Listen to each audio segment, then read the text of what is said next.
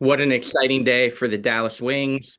Obviously, super excited for the entire franchise, from ownership to Greg Bibb, who has done so much for this organization, and especially for our fan base. And I can't wait after the availability to start talking to our players. But an exciting day. People don't realize this, but amongst our inner circle, my flight was canceled. The delay today, it was delayed and then canceled. And we talked about if this is the only bad thing that happened today, it would be a great day. So I'm coming to you back in LA with my one of my longtime assistant coaches in the league at his office. So appreciate him letting me scramble to his office to watch the lottery, and what a great result. So super excited. We know what number one draft picks have done to franchises, and in recent years, how they've changed the trajectory of teams. So super excited to earn the number one pick in the 2025 draft. Curt, thank you. And if you aren't muted, please mute. We have a little feedback here. First question, we'll go over to Dorothy Gentry. Dorothy, go ahead. Coach, hi, can you hear me? Yep, you're good, Dorothy. Go ahead. Yes, Dorothy. Hi, Curt. Welcome to Dallas. Thank you, Dorothy. Tell me how you feel about the Wings getting the number one pick. What will this do for this franchise? And tell me how you plan to take this franchise to the next level. Well, it's such an energizing day already, Dorothy. What a number one pick does to your fan base, what it does and energizes your team. For someone like myself who's just started the head coaching search, what an opportunity to be out talking to coaching candidates to take over the Dallas Wings coaching job, knowing that we have the upcoming number one pick. So I can't begin to tell you how much this just injects energy, enthusiasm as we head into the 25 season. And with other great news about Dallas, with two facilities on coming on board here soon, what a great time to be a Wing. We'll go to Doug Feinberg next. Hey, Curt, I have a question for you. And I see Greg's here. I don't know if he's actually online or not, but I was curious, as someone who's been with the franchise for so long, what this means to get number one pick for Greg, if he wants to answer that. But Curt, my question for you is, you just said you're at the beginning of the coaching search. How much will this help knowing that there's a number one pick for whoever you choose as the new coach? We'll stick with questions for Curt today. Thanks, Doug. Curt, go ahead. Yeah, thanks, Doug. Obviously, the coaching search has already generated a tremendous amount of interest. We are into the search, and I can't begin to tell you the interest coming from, not only WNBA, but outside of WNBA like you've never seen before. This is only going to increase it. So really excited to be talking about the future of the Wings and the potential that we have as a franchise and as a team. This is only going to add to those conversations, Doug. We'll go to Ben Pickman of The Athletic next. Thanks, Curt. Hey, Curt.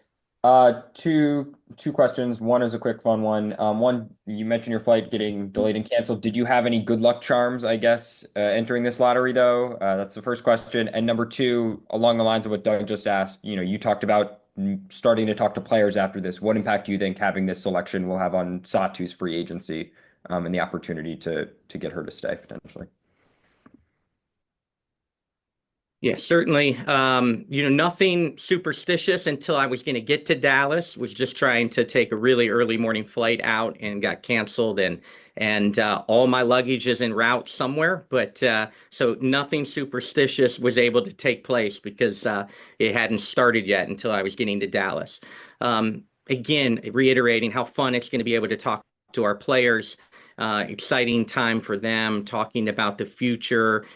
Each discussion is important, not more one than another, but obviously can't wait to talk to the team and talk about what this does. And soon we'll have another big announcement and hiring of a head coach. Go to Alexa Philippou of ESPN. Hi, Curt. Congrats on, big news on your ninth day, I believe, as GM. Just wanted to ask you what sorts of qualities you're looking for in this pick. I mean, you talked about how transformative a number one pick can be, but what does this Dallas team need in 2025? Yeah, that's a great question. Certainly think, and as a person that's been in the league 10 years, 9 as a head coach, I still believe very much in the philosophy that championships are won in the locker room and with culture. And so adding a culture piece, someone that's going to add to the locker room is going to be such a big deal. And then it's the partnership with the head coach. It's no longer a team that I'm coaching. And so I have a new role to really support the head coach, listen to the new head coach on the style and the qualities that they are looking for in players on both sides of the ball, and put together the best roster to help that head coach be successful. I've worked for a lot of people in this league, and the great leaders that I've reported to really were supportive and listeners. And that's what I plan to be with the new head coach. We'll go to Rob next. Rob, podium finish.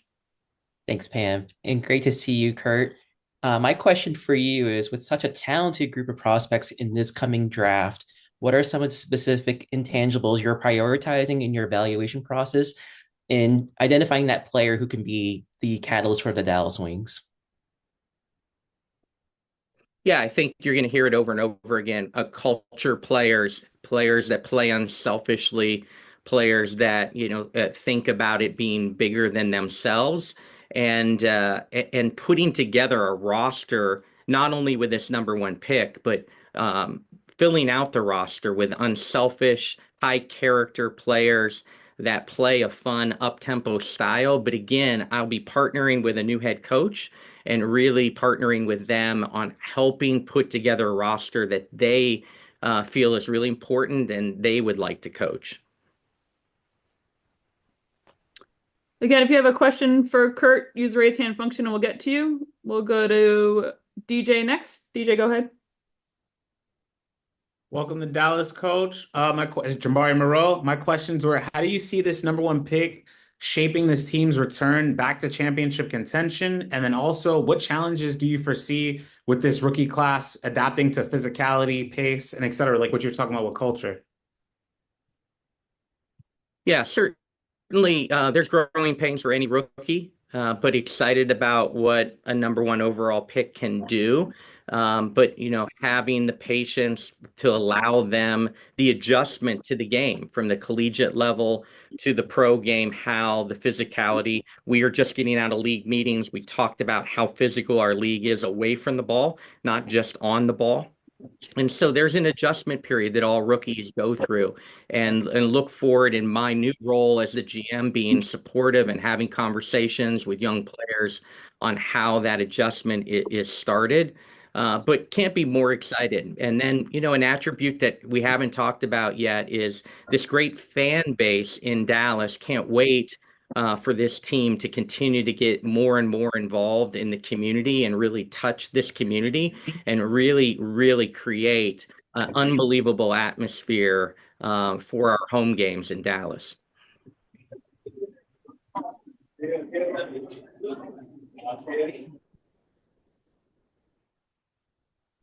Go to Kane McCutcheon next. Hey, Curt, you mentioned, your experience in the league, and just kind of generally speaking, obviously last year we had the biggest, hype from a draft class, but how have you seen the draft classes and collegiate players kind of change over time since you've been in the league? That's a good question. And obviously each class has, been a little bit different, but you can just see the talent continue to rise in the game getting better and better. And one of the things as someone that is very draft preparation driven in a lot of individual interviews with players, the collegiate game, when you interviewed players, 8, 9, 10 years ago compared to now, so many more players are watching and studying the league and know the players in the league. It wasn't that long ago that you could interview draft prospects and they may not even be able to tell you some of the starters on the team as I was interviewing them. It is followed much more closely by the college players that dream about being in the league. Understand that our league is the toughest league to make of any professional sports league because the lack of roster spots. So, one of the simple big things that you're seeing is just how much people are following the league and dreaming of being in the league. Time for a couple more. We'll go to Christos next. Hey, Curt, hope you're doing well, first of all. I would like to ask you how good asset for you through this head coach searching will be the number one pick, and also how excited you are about the future of this group, adding another one big time piece to the core. Yeah, certainly, Christos, lots and lots of organizations talk about a big three, a core three, talk about building around a core base. And again, we've seen what these number one picks have done through the years and how they've added to core three or fours of individual teams and made those teams very, very dangerous and contenders in our league. I was with a contender for many, many years in Connecticut, and there was a core base of players that was built around. So this number one pick has an opportunity to immediately be a part of a very important group. And also, again, in the head coaching search, as that search continues, this pick now will only add to those discussions and excitement about our job. Okay, final question to Siobhan. Curt, welcome to Dallas. This is Siobhan Herndon. Hope all is well on your end. When you see, I don't know if you've gotten a chance to see the tweet by Arike and how excited she is. She said she fell to her knees. When you see that enthusiasm coming from the star player of the Dallas Wings, what does that mean for morale? As well as, will there be, like, in this process of choosing who that player is for the number one pick, will there be some conversations that you have with the members of the team? Yeah, Siobhan, I'm so happy, and especially for Arike, been so loyal to the organization, has given her heart and soul, continues to be in Dallas in the off season and training hard. I've answered one text message since the pick was announced. I've answered one text message, and it was Arike. And just can't be, happier to see her excitement and how much she, amongst all our players, but how much she has given to the franchise and the organization. Really, really exciting times, and I can't again wait to get off of Zoom and start to connect with the players.